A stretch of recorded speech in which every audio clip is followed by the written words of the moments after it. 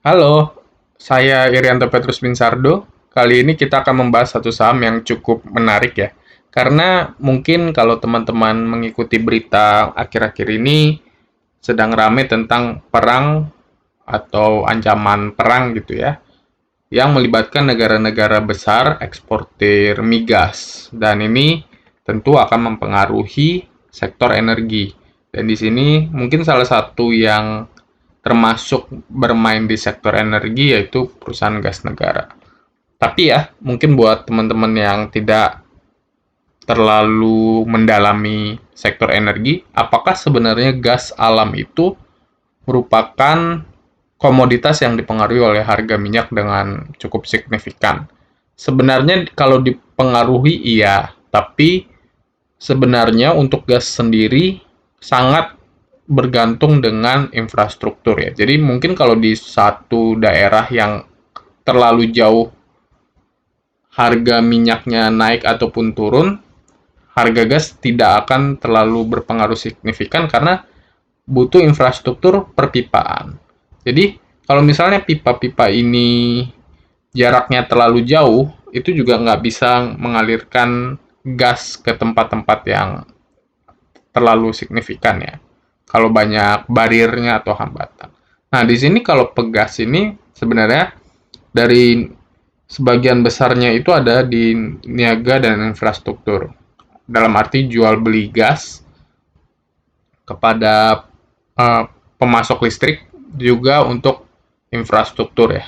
Jadi pembuatan pipa-pipa gas gitu. Sedangkan 7,7%-nya di eksplorasi dan produksi migas dan 13% di operasi lainnya. Nah, untuk eksplorasi produksi migas ini sebenarnya mengalami pertumbuhan nih. Karena sebelumnya nilainya adalah negatif dan pada laporan keuangan terakhir ini nilainya menjadi positif. Artinya eksplorasinya sudah mulai eksploitasi ya, kalau sudah mulai produksi ya, itu mulai menghasilkan positif. Kemudian kalau bicara untuk ownernya, sebagian besar itu dari Pertamina ya, di sini 57%, sedangkan yang lain 43%. Sedangkan untuk buyernya sendiri 99% dari sektor industri dan komersial, rumah tangga hanya 0,3%. Nah, kemudian kalau kita lihat total asetnya cenderung stabil ya. Dan ini agak sedikit berkurang dengan total equity yang cukup stabil dan total debt yang juga cukup stabil ya. Jadi ini mungkin tidak ada yang terlalu signifikan, cuma memang nilainya agak turun. Saya akan memberikan lampu kuning di sini ya. Jadi kalau turun ini sebenarnya bisa karena mengalami kerugian, bisa karena buyback dan bisa bayar pokok utang. Cuman ini dari tiga hal ini yang lebih signifikan mungkin pembayaran pokok utang karena agak turun sedikit di sini, tapi nilainya juga tidak terlalu signifikan ya. Kemudian untuk total debt-nya sendiri itu ada di nilai yang menurun dengan long term debt di 46.000, total debt-nya 60.000, artinya long term debt-nya porsinya juga cukup besar ya. Nah, ini cukup wajar ya karena memang industrinya padat modal dan ini saya memberikan lampu kuning di sini ya. Jadi utang jangka panjang yang besar itu biasanya beban bunganya nanti cenderung besar dan akan memberatkan kalau kondisi penjualan nggak baik. Sedangkan untuk debt to equity ratio di angka 1,29 lumayan tinggi ya, namun kembali lagi karena industrinya padat modal, juga di sini untuk long term debt dibandingkan aset sudah turun jauh ya sebenarnya ya. Dari tahun 2020 cuman nilainya memang ya stabil-stabil saja ya. Jadi ini masih lampu kuning juga kalau menurut saya untuk debt ya per equity yang cukup tinggi ya. Itu resikonya bisa meningkat untuk perusahaan itu. Jadi ini nilainya lebih dari satu atau dua. Nah, ini masih 1,29. Untuk cash ratio-nya terbilang aman. karena masih di atas 100%, artinya bisa membayarkan utang jangka pendeknya secara cash, serta aset turnover-nya juga cukup stabil ya. Kalau di sini kita lihat cash ratio lebih dari 100%, bisa bayar utang jangka pendeknya dengan semua uang cash. Jadi saya masih memberikan lampu hijau di sini. Untuk revenue-nya sebenarnya meningkat tipis ya. Juga untuk di annualize mulai ada pembalikan arah ya. Dari sini ke atas sedikit ya. Ya, ini performa yang cukup bagus ya. Tapi ya kalau kita lihat dari awal memang perubahannya dari tahun lalu cenderung tidak terlalu besar ya. Dan ini masih bisa diberikan lampu hijau lah ya. Kalau di sini revenue-nya naik, bisa jadi karena memang sudah mulai ada faktor kebutuhan yang mulai naik ya. Jadi seiring dengan mungkin produktivitas masyarakat mulai meningkat karena ya pembatasan sosial mulai berkurang ya. Itu bisa menyebabkan revenue dari industri seperti energi ini bisa naik. Kalau untuk strategi marketing mungkin tidak terlalu signifikan ya. Sedangkan untuk net profit, nah ini terlihat lumayan nih, net profitnya justru naiknya seperti reversal begitu ya. Di sini mulai naik di tahun 2018, turun, dan sekarang sudah menaik lagi seperti pada tahun 2015 yang lalu ya. Jadi ini lumayan menarik.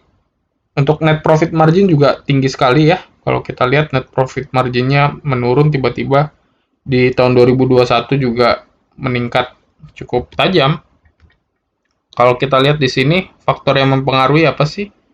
Di sini kalau kita lihat sebenarnya memang tidak terlalu banyak ya faktor yang mempengaruhinya ya. Nah, di sini seperti yang tadi kita lihat revenue-nya naik tipis saja. Tapi di sini beban yang lain-lainnya pun sebenarnya tidak terlalu banyak. Jadi mungkin untuk net profit margin bukan dari beban pokok penjualan, beban umum maupun beban penjualan ini ya. Tapi dari pendapatan-pendapatan lain nih. Kemudian untuk times interest earn, jadi tadi kan kita lihat debt to equity rasionya juga lumayan tinggi ya. Namun sebenarnya bunga utangnya masih bisa ditutupi sebanyak 2 kali lipat. Return on equity-nya juga di angka 8,7, masih cukup baik. Kalau kita lihat di sini ya, times interest earn lebih baik kalau lebih dari 1. Return on equity kalau di kisaran 7%-an setara reksadana. Nah, ini kan kisarannya di angka 8, ya, 8,7. Jadi ini termasuk baik menurut saya. Dan untuk harga lumayan menarik di sini karena kalau berdasarkan hitungan saya bisa di angka 3 ribuan mungkin.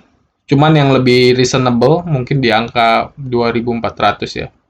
Berdasarkan pendekatan PBV, sekarang itu di PBV 0,71 ya, di sekitaran 1, ya untuk PBV yang harganya 2.400-an. Ini cukup menarik, artinya sahamnya masih cukup diskon. Nah, ini harus disesuaikan dengan kondisi teknikal dan isu yang berkembang ya. Saya akan memberikan lampu hijau di sini. Nah, ini kesimpulannya untuk growing asset sebenarnya lampu kuning ya. Jadi so-so lah, naik turunnya sedikit. Belum bisa dicentang karena memang lebih ke arah turun ya. Untuk low debt to equity ratio dan long term debt juga sebenarnya tidak ada perubahan yang cukup signifikan, kecuali long term debt-nya ya tadi lumayan turun dibandingkan total asetnya ya. Tapi saya belum bisa kasih centang juga. Untuk high cash reserve ini oke, karena cash-nya juga besar. Untuk increasing profit ini jelas. Sedangkan untuk low atau medium price ini masuk kategori low jadi ini bisa dicentang juga. Oke, jadi yang tidak dicentang bukan karena memang perubahan yang sangat signifikan, tapi karena memang cenderung stabil menurun ya. Nah, bagaimana tentang kelebihan, kekurangan, dan kesempatan serta tantangan untuk saham ini? Untuk kelebihan jelas secara fundamental baik dan liquid ya. Karena profitable, harganya juga murah, diskon, sorry. Kemudian untuk kekurangannya, nah ini tadi ya nilai asetnya cenderung turun. Nah, kesempatannya adalah jaringan gas di kota-kota baru dan yang perlu diperhatikan adalah kalau tadi di awal segmen pendapatannya itu mulai naik di bagian eksplorasi dan eksploitasi migas ya. Jadi bukan hanya menyalurkan juga tapi mulai mulai menghasilkan begitu ya untuk keuntungannya di sektor eksplorasi drilling atau pengeboran migas itu ya untuk produksi migas. Sedangkan untuk tantangannya ya diversifikasi energi ya jelas ya. Jadi ya biasa lah ya kalau energi yang fosil pasti tantangannya tentang kalau misalnya ada sumber-sumber energi baru yang dipakai. Nah, untuk decisionnya sendiri, untuk my decision, di sini kalau menurut saya, untuk medium term hold, apalagi mengingat demand energi meningkat karena faktor-faktor eksternal ya, faktor-faktor geopolitik, ini masih bisa saya hold. Untuk return investing juga, karena returnnya mulai meningkat ya. Sedangkan untuk capital gain investing juga masih oke, karena masih di taraf diskon kalau menurut perhitungan saya. Jadi ini sekedar analisa singkat ya untuk saham Pegas. Kalau teman-teman punya opini lain, teman-teman bisa tulis di kolom komentar, kita bisa diskusi. Kemudian jangan lupa untuk follow dan share mungkin kalau teman-teman punya grup-grup yang biasa membahas saham. Jangan lupa juga di video ini saya masukkan ke dalam playlist kuartil ketiga tahun 2021. Jadi teman-teman bisa buka playlistnya dan cek untuk laporan saham yang lain, mungkin ada yang tertarik atau memang sudah ada di watchlist teman-teman. Saya Irianto Petrus Binsardo. Jangan lupa subscribe. Sampai jumpa di video-video berikutnya. Dadah.